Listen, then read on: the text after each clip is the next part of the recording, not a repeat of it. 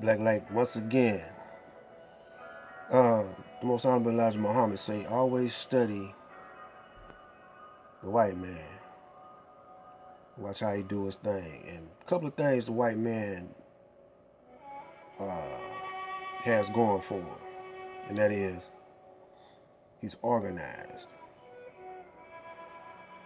Another thing is he have think tanks, and uh, he has an army of guys that just think, you know, come up with ideas. They got to come up with some ideas, and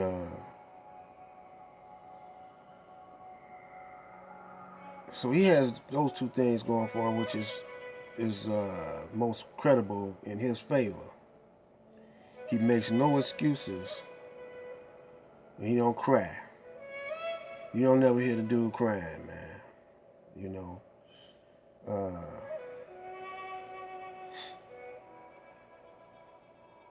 so we're gonna focus on. I got to bring this out in the open. Uh, let's focus on why people are disgruntled about the Nation of Islam.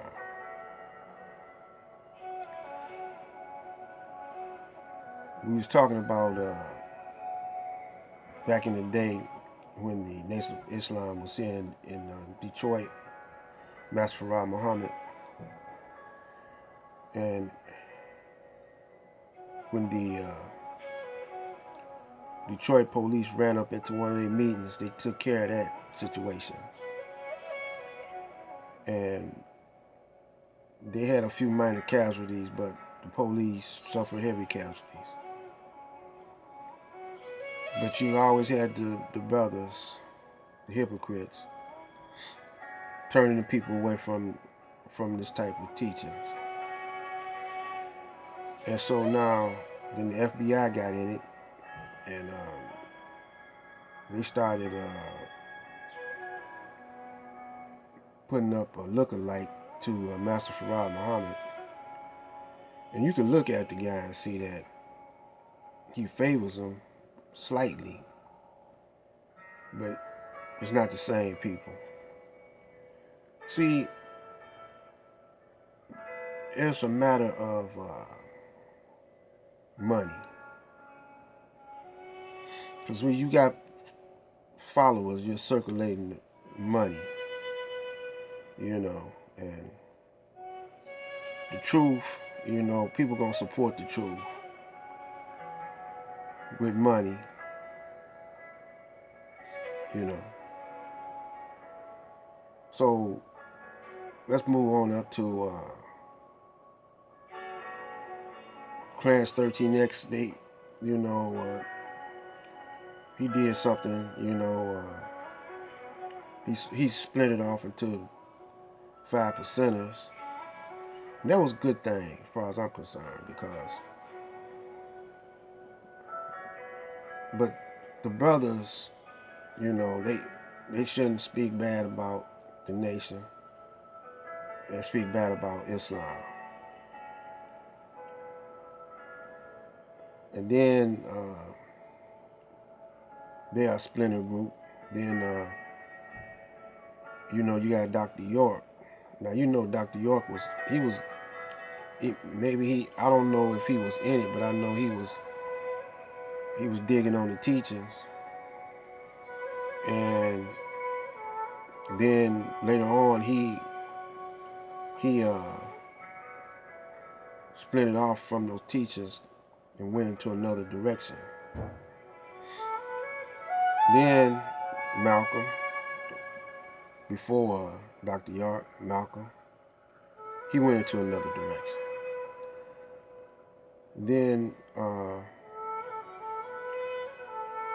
the one who did the most damage though was Wallace, the messenger's own son, and he influenced Minister Farrakhan. Mr. Farrakhan went with him. Then after the Million Man March, we shoot up to the Million Man March. Everything was going good. But after the Million Man March, where is the money? People were wanting to know where was the money.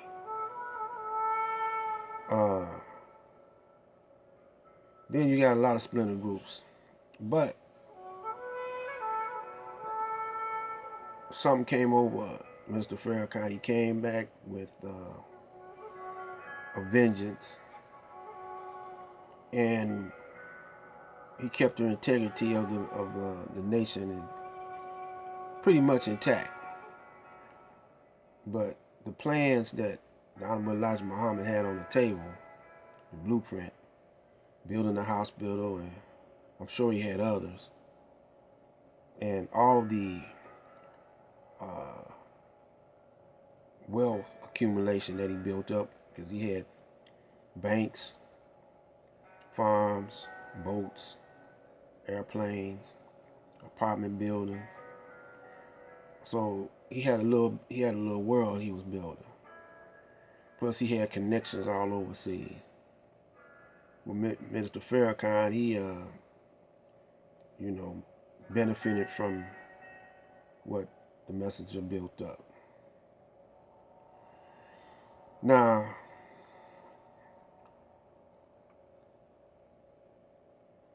many groups and many people followed some of the Nation of Islam's formats, They just didn't believe in Master Farad Muhammad. Now, what we have now is we got people challenging the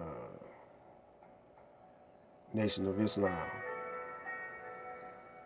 But we got some brilliant scholars such as Dr. Wesley Muhammad, brilliant speakers, and they gave the Million Man March twice. Minister Farrakhan been challenging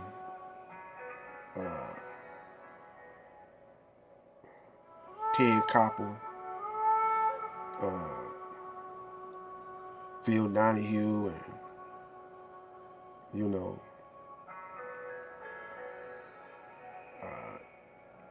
he been doing what no one else has been doing. But there's always a question of where's the money? Where's the money going? So I'm not gonna speculate on it because I don't know. But this is what I want to say to the brothers and sisters. They are the most disciplined, talking about the Nation of Islam, they are the most disciplined, organized group of brothers and sisters with integrity that there is on the planet Earth right now.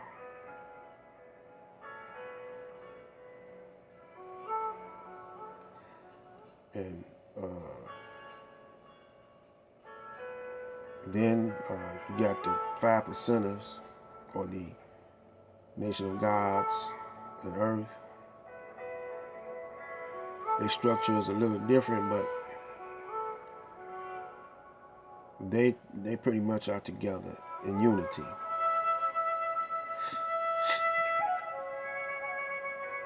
Everybody else, I don't know too much about, but they're under suspect. Now, all you young brothers is coming up,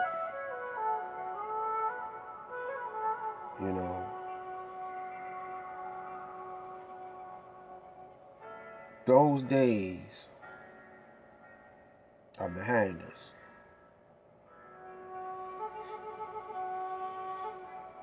You say, well, why you ain't in it, brother? Say you was in it once. I'm still in it. and I still give them respect. I just bringing out questions that slowed the growth down a little bit. I still, see, ain't nothing. I look at things like this. I look at the percentage of the good versus the bad. The percentage of good. One thing you don't hear too much bad about the Nation of Islam. Once you might have been a gangster before, but once you get in it, you straighten it up. You walk the straight and narrow. Might have been a few that didn't do that, but percentage-wise, it got a 90% on those with integrity. It's nothing absolutely perfect,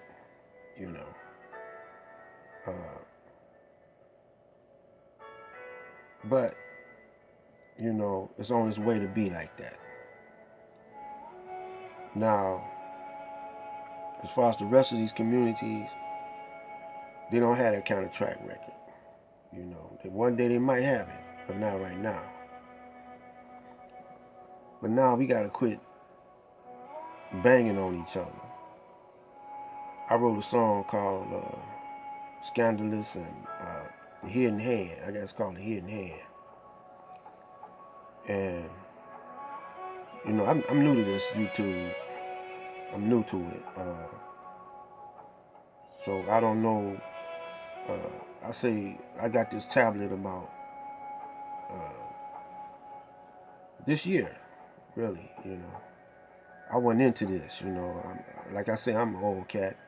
Us old cats, we not into this modern technology. So, but when I got on YouTube and seen brothers kicking the black power and kicking consciousness, it caught my eye. And Brother Seti, the one that got me interested, I tuned in on the House of Consciousness, and he was he gave a presentation of the Caucasoid eating doo-doo. I said, wow, I ain't never seen that before, but I knew he did it. I know the history of him, and I thought that part of the House of Consciousness was cool, but I think every time we let that Caucasian in, or either we chase after that, hungry for that dollar too much, I think that's what messes us up. Some kind of way he gets in it. That's why the Honorable Elijah Muhammad didn't let him up in there.